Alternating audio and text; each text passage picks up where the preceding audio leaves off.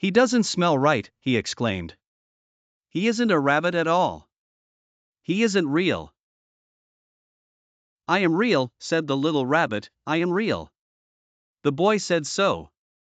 And he nearly began to cry.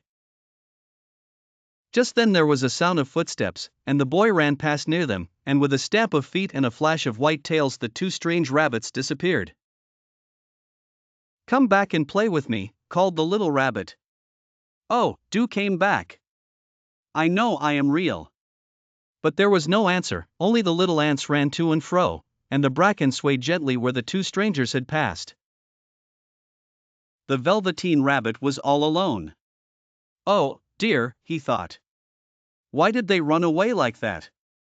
Why couldn't they stop and talk to me?"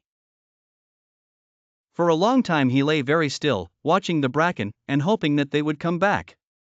But they never returned, and presently the sun sank lower and the little white moths fluttered out, and the boy came and carried him home. Weeks passed, and the little rabbit grew very old and shabby, but the boy loved him just as much.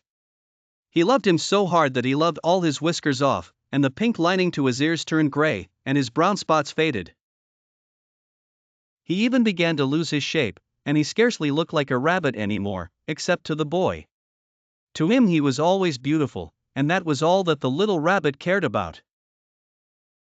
He didn't mind how he looked to other people, because the nursery magic had made him real, and when you are real shabbiness doesn't matter. And then, one day, the boy was ill.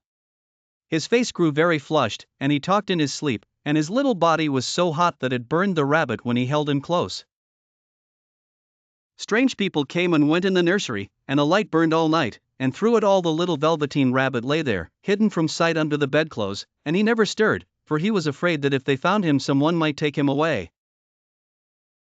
And he knew that the boy needed him. It was a long weary time, for the boy was too ill to play, and the little rabbit found it rather dull with nothing to do all day long. But he snuggled down patiently, and looked forward to the time when the boy should be well again, and they would go out in the garden amongst the flowers and the butterflies and play splendid games in the raspberry thicket like they used to. All sorts of delightful things he planned, and while the boy lay half asleep he crept up close to the pillow and whispered them in his ear. And presently the fever turned, and the boy got better. He was able to sit up in bed and look at picture books, while the little rabbit cuddled close at his side.